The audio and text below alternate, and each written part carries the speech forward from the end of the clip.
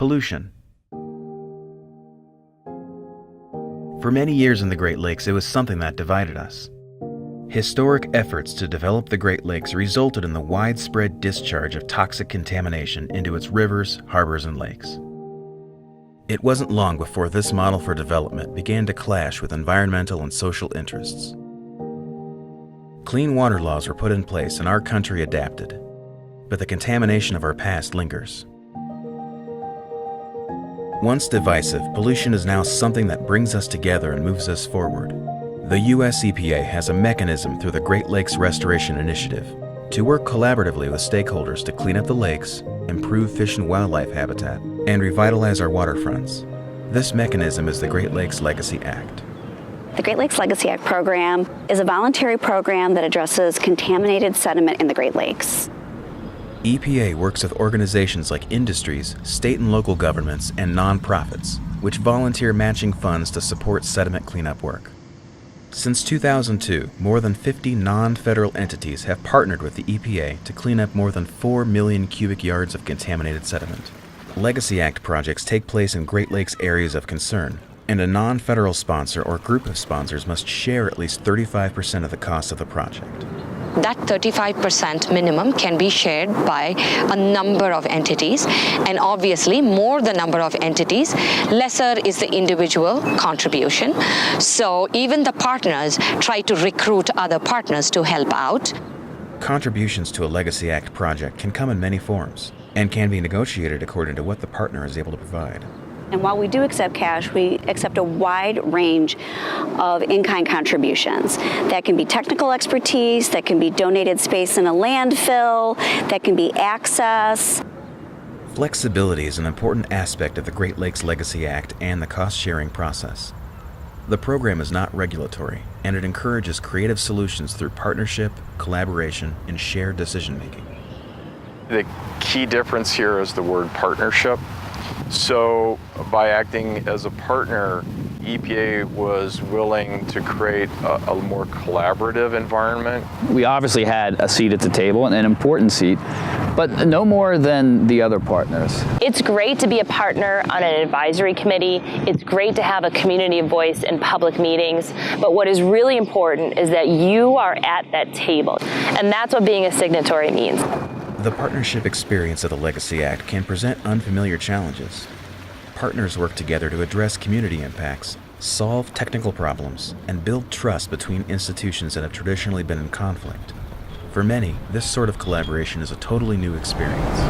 Now, this was a major project for a community of 50,000 people to embrace. When you got 400 trucks and stuff leaving our downtown in the middle of the tourism season. Permitting and contracting and making sure that all of the I's are dotted and T's are crossed. We had not partnered in a voluntary agreement of this magnitude with the EPA before. So our expectations were fraught with uncertainty, to be honest. You know, is this real? Is the U.S. EPA really going to work with us as a business partner, not a regulatory partner? Are they really going to cost share with us and to save us money in the long run? And my answer to that is yes. We're living proof of it. Another hurdle in deciding to become a partner is accepting that performing a cleanup through the Legacy Act does not include a release from future liability claims. Do not get hung up with the fact that you don't get your standard Superfund release. While you may not get a piece of paper that absolves you from your liability, you know that the contaminants have been addressed. And for Honeywell, that made the difference for us. Despite the challenges, the partnership can have a huge payoff. We wouldn't have seen, $15 to $20 million of economic development value on our waterfront if it wasn't for Legacy Act.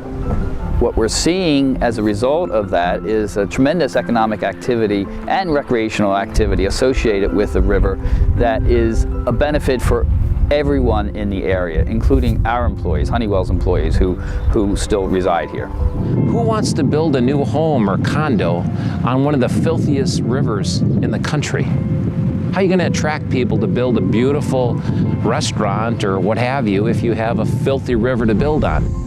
Working with the U.S. EPA infuses dollars into cleanups that you may not already have available to you.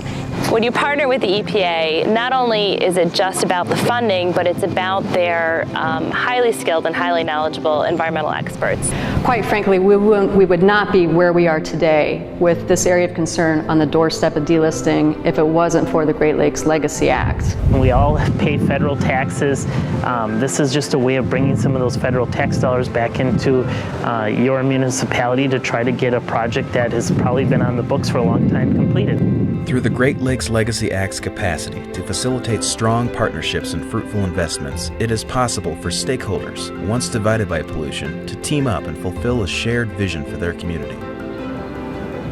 As much as you might have on your plate, or as difficult as things may look or appear, the opportunity to leverage literally millions of dollars to clean up and restore your river or your harbor and turn it from a black eye to a jewel is a tremendous gift to your community, to future generations, and simply the right thing to do. If you're considering becoming a non-federal cost share partner on a Great Lakes Legacy Act project, I think the key thing to know is that almost anything is possible. Contact us and we will help guide you through the entire application process. It's fairly straightforward, but we work with you on that as much as you'd like. To learn more about becoming a partner, visit greatlakesmud.org.